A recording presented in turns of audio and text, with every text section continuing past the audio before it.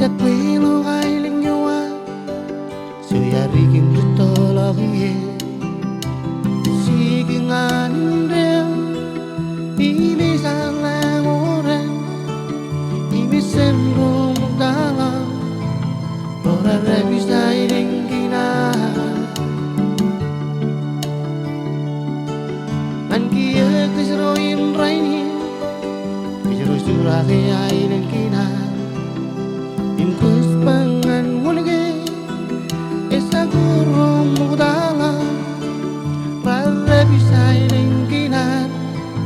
Man kia kejeroin raini Bubuye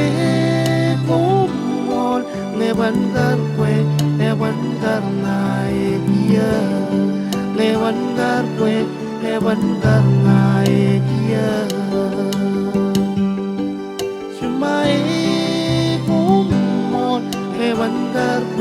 Lewan karnai kia Lewan karnai kia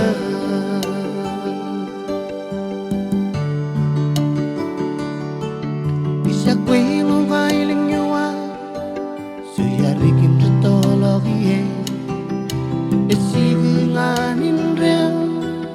Ini salah moren Imesan rumutala Ora bisa ilingkina Man kia kejeroin raini Kejero surake ilingkina Ingkos pangan ngunege Esa guru mudala Rara bisa ilingkina Man kia kejeroin raini